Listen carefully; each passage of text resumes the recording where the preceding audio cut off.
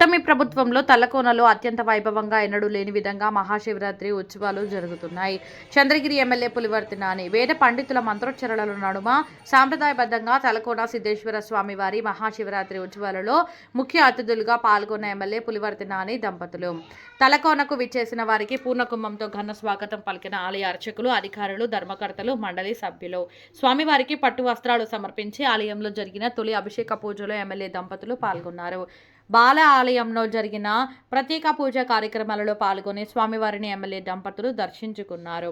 భక్తుల రద్దీ దృష్ట్యా వారికి ఎలాంటి అసౌకర్యాలు కలిగించకుండా అన్ని రకాల జాగ్రత్త చర్యలు తీసుకుంటూ అన్నప్రసాద విత్తనాలు చేపట్టాలని అధికారులను ఎమ్మెల్యే ఆదేశించారు. అనంతరం ఆలయంలో జరుగుతున్న అభివృద్ధి పనులను పర్యవేక్షించే అధికారులకు, కాంట్రాక్టుకు కొన్ని సూచనలు, సలహాలు ఇచ్చిన ఎమ్మెల్యే పులివర్తి నాని ఈ కార్యక్రమంలో ఆలయ ధర్మకర్తల మండలి చైర్మన్ సభ్యులు వివరించారు. ఇక్కడ చేసే ప్రతి కార్యక్రమం కానీ, సదుపాయాలు కానీ భక్తులకి ఎలాంటి ఇబ్బందులు కలగకుండా ప్రతి భక్తుడు కూడా వచ్చి సంతోషంగా వెళ్ళి మళ్ళీ ఇక్కడ రావాలని చెప్పి కోరుకోవాలనే విధంగా చేస్తున్నాము. కంటిన్యూస్గా ప్రతి డిపార్ట్మెంట్తోన సంప్రదించి ఎటువంటి ఇబ్బందులు లేకుండా కూడా మానిటర్ చేసుకుంటూ ఉన్నాము.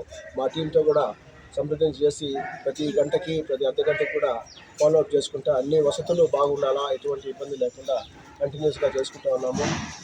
తర్వాత ఈ పర్యావరణం కూడా కాపాడేందుకు కూడా అన్ని విధాల చర్యలు తీసుకుంటున్నాము.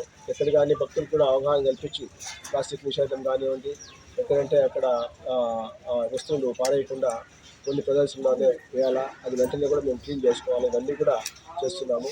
సో ఇదంతా కూడా రాను రాను తలకోన పుణ్యక్షేత్రం, సిద్ధేశ్వర స్వామి పుణ్యక్షేత్రము గొప్ప ప్రదేశంగా తీర్చిదిద్దేదానికి మా కృషి చేస్తున్నాము.